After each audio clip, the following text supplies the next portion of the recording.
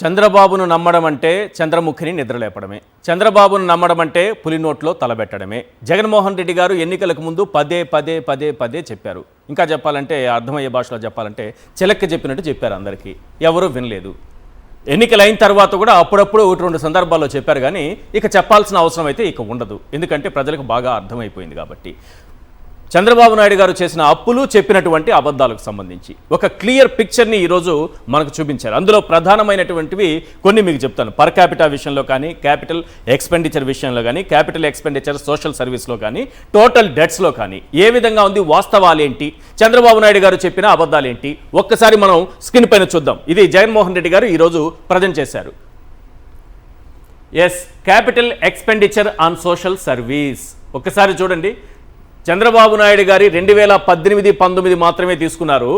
జగన్మోహన్ రెడ్డి గారిది 2022-23 పరిపాలన మాత్రమే తీసుకున్నారు. అత్యంత తక్కువగా కనిపిస్తుంది, ఎందుకంటే కరోనా టైం కదా. 447.78. అదే చంద్రబాబు నాయుడు గారిది మ్యాక్సిమం ఎప్పుడు వచ్చిందని వెతుక్కున్నారు. 2018-19లో 2866.11. ఇది చంద్రబాబు నాయుడు గారిది. కానీ 5 ఏళ్ల పరిపాలన చూస్తే చాలా క్లియర్గా మనకు అర్థమవుతుంది. Average capital expenditure social services 2437.43. అదే జగన్మోహన్ రెడ్డి గారి హయాంలో 5224.83. ఇది క్యాపిటల్ ఎక్స్పెండిచర్లో అంటే అభివృద్ధి కోసం చేస్తున్న దాంట్లో సోషల్ సర్వీస్లో ఖర్చు పెట్టింది. చంద్రబాబు నాయుడు గారు పెట్టింది 2400 ఎక్కడ, జగన్మోహన్ రెడ్డి గారు యావరేజ్గా పెట్టిన 5224 ఎక్కడ. ఇది చంద్రబాబు నాయుడు గారు ప్రజల్ని తప్పుదోవ పట్టిస్తూ ఇచ్చినటువంటి ప్రజెంటేషన్ చాలా క్లియర్గా అర్థమైపోయింది. దొరికిపోయారు ఇక్కడ చంద్రబాబు నాయుడు గారు, పక్కా ఆధారాలతో దొరికిపోయారు. నెక్స్ట్ ఇది చూద్దాం ఒకసారి. GDP components per capita income comparison. Per capita అప్పుడు ఎంత ఉంది, ఇది 2014-19లో, అలాగే 2019 నుంచి 24 వరకు. దీంట్లో ప్రధానంగా 22-23 జగన్మోహన్ రెడ్డి గారి పాలన, అక్కడ 2018-19 చంద్రబాబు నాయుడు గారి పాలన. ఒక్కసారి చూడండి, 1,54,031 రూపాయలు ఉంది. 1,54,031 రూపాయలు 2018-19లో ఉంటే, అదే 2022-23 నాటికి ఆంధ్రప్రదేశ్ ఒక్కసారి చూడండి 2,19,927 రూపాయలుగా ఉంది. మరి తలసరి ఆదాయం ఎక్కడ పెరిగింది, పర్ క్యాపిటా ఇన్కమ్ ఎలా పెరిగింది, ఎవరి హయాంలో పెరిగింది, జగన్మోహన్ రెడ్డి గారి హయాంలో పెరిగింది. చంద్రబాబు నాయుడు గారు ఊరికే పేరు చెప్పుకుంటారు కదా, విజన్ విజన్ విజన్ అని. విజను లేదు, వంకాయ లేదనేది చాలా క్లియర్గా ఇక్కడ డేటాను బట్టి మనకు అర్థమైపోతుంది. ఇది తప్పుదారి పట్టించేటటువంటి ప్రయత్నం చంద్రబాబు నాయుడు గారు చేస్తారు. ఇట్లాంటివి మాత్రం ప్రజలకు కనబడకుండా చేస్తారు. నెక్స్ట్ క్యాపిటల్ ఎక్స్పెండిచర్ అసలైంది. ఎప్పుడు అభివృద్ధి గురించి, డెవలప్మెంట్ గురించి పదే పదే లెక్చర్లు దంచుతుంటారు కదా చంద్రబాబు నాయుడు గారు. ఆయన హయాంలో క్యాపిటల్ ఎక్స్పెండిచర్ అంటే అభివృద్ధి కోసం చేసినటువంటి, ఖర్చు చేసినటువంటి నిధులు ఏ స్థాయిలో ఉన్నాయో ఒకసారి చూడండి. 2014 నుంచి 19 వరకు చంద్రబాబు నాయుడు గారి అద్భుతమైన పాలనలో క్యాపిటల్ ఎక్స్పెండిచర్ 13,860. అదే జగన్మోహన్ రెడ్డి గారి పాలన ఒకసారి చూడండి 2019 నుంచి 24 వరకు 15,632 కోట్లు. మరి ఎవరు విజన్ ఉన్నవాళ్ళు, ఎవరు గొప్పవాళ్ళు? ఇది CAG and state budget documents. ఇదేదో మీరో నేనో తయారు చేసిందో, జగన్మోహన్ రెడ్డి గారు తయారు చేసింది కాదు. కాగ్ ఇచ్చిన రిపోర్ట్, అలాగే బడ్జెట్ డాక్యుమెంట్స్. ఇది క్లియర్గా ఉంది చూడండి, సోర్స్ కూడా. ఈ రకంగా ప్రజల్ని తప్పుదోవ పట్టిస్తూ తానేదో విజన్ ఉన్న నాయకుడిని, తాను మాత్రమే డెవలప్ చేయగలనని, ఇప్పుడు జగన్మోహన్ రెడ్డి గారు చేసినటువంటి ఆ డెవలప్మెంట్స్ అన్నీ కూడా నిజమైన అభివృద్ధిని ధ్వంసం చేసుకుంటూ పోతున్నారు. అవి పోర్టులు కానీ, మెడికల్ కాలేజీలు కానీ, మిగతా వ్యవస్థలు కానీ అన్నిటినీ విధ్వంసం చేసుకుంటూ వెళ్తున్నారు. చాలా క్లియర్గా అర్థమవుతోంది. కాగ్ రిపోర్టు చూడండి సార్. ఎక్కడుంది చంద్రబాబు నాయుడు గారు గొప్పతనం ఈ రాష్ట్రంలో? 5 ఏళ్లు పరిపాలించి ఏం చేశారు ఆయన? ఏం అభివృద్ధి చేశారు? ఆయన చేసింది ఎంత, జగన్మోహన్ రెడ్డి గారు చేసిందంతా? Next GSDP contribution to national GDP. దేశ జీడిపికి రాష్ట్ర వాటా, దేశ జీడిపిలో రాష్ట్ర వాటా జిఎస్డిపి ఎంత ఉంది, మన వాటా ఎంత, మనం ఎంత ఇవ్వగలిగాం దేశ జీడిపికి, మన వాటా, మన రాష్ట్రం వాటా ఎంత అని అంటే చాలా అద్భుతమైనటువంటి డెవలప్మెంట్ చేశానని చెప్పుకునే చంద్రబాబు నాయుడు గారి 14-19 మధ్య వారి పాలనలో 4.47% 4.47% ఉంది. జీడిపి. అదే జగన్మోహన్ రెడ్డి గారి హయాంలో మళ్ళీ మధ్యలో మనకి కరోనా 2 ఏళ్ళు, ప్రతిదానికి మీరు కరోనా 2 years వేసుకోవాల్సిందే. నేను చెప్పడం మర్చిపోయినా సరే ప్రతిదానికి మీరు కరోనాని గుర్తు చేసుకుంటూ ఉండాలి. చంద్రబాబు నాయుడు గారి హయాంలో ఏ కరోనా లేదు, ఏ పాండమిక్ లేదు. కానీ 2 ఏళ్ల కరోనా అంత పాండమిక్ సిచ్యువేషన్లో కూడా జగన్మోహన్ రెడ్డి గారు సాధించినటువంటి విజయం ఇది.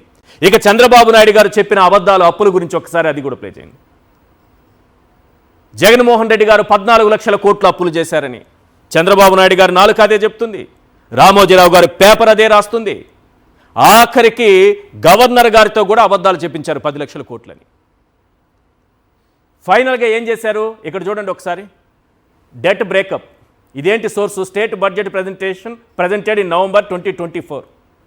2024 మన నవంబర్లో బడ్జెట్ ప్రవేశపెట్టినప్పుడు ఆ బడ్జెట్ సందర్భంగా అసెంబ్లీలో ప్రవేశపెట్టినటువంటి బడ్జెట్లో ఈ రాష్ట్రం అప్పుల గురించి చెప్పారు క్లియర్గా. ఒకసారి చదివి వినిపిస్తాను చూడండి. మన రాష్ట్ర విభజన నాటికి మనకున్నటువంటి అప్పులు 1,18,051 కోట్లు.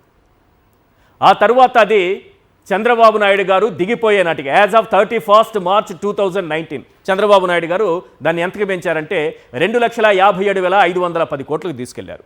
అంటే 17.51% CAGR అప్పుల వృద్ధి రేటు 17.51. ఇదే సంపద సృష్టి.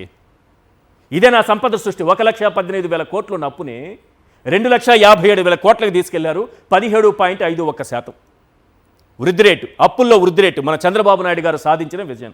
అదే కరోనా ఉన్నప్పటికీ కూడా next as of 31st March 2024 నాటికి రాష్ట్రం అప్పు 4,91,734 కోట్లు పెరిగినటువంటి CAGR అప్పుల వృద్ధి రేటు చూస్తే 13.81%. చంద్రబాబు నాయుడు గారు చేసింది 17% పైన ఉంది. జగన్మోహన్ రెడ్డి గారు చేసింది కేవలం 13%. కానీ 14 లక్షల కోట్లని ఆ నాలుకలతో అందరి నాలుకలు, చంద్రబాబు నాయుడు గారు నాలుక అదే చెప్పింది, పవన్ కళ్యాణ్ గారు నాలుక అదే చెప్పింది, రామోజీరావు గారు నాలుక అదే చెప్పింది, రాధాకృష్ణ గారు నాలుక అదే చెప్పింది, పురంధేశ్వరి గారి నాలుక అదే చెప్పింది. వీళ్ళందరి నాలుకలు 14 లక్షల కోట్లు అని చెప్పారు. ఎక్కడ 14 లక్షల కోట్లు? చంద్రబాబు నాయుడు గారు చూపించారు, వారి చేతులతో వాళ్లే కదా చూపించారు అసెంబ్లీలో. Next government guaranteed det of public sector corporation, ప్రభుత్వ గ్యారంటీతో చేసిన అప్పులు స్టేట్ విడిపోయే నాటికి 14,000 కోట్లు ఉంది. దాన్ని చంద్రబాబు నాయుడు గారు 55,508 కోట్లకు చేశారు. నెక్స్ట్ అది 1,54,797 కోట్లకి జగన్మోహన్ రెడ్డి గారు దిగే నాటికి అయ్యింది. చంద్రబాబు నాయుడు గారు పెంచినటువంటి CAGR చూస్తే 32% ఉంది. CAGR అప్పుల వృద్ధి రేటు జగన్మోహన్ రెడ్డి గారు చూస్తే 22% ఉంది. ఎవరు ఎక్కువ అప్పులు చేశారు, ఎవరు అప్పులు ఎక్కువ తెచ్చారు?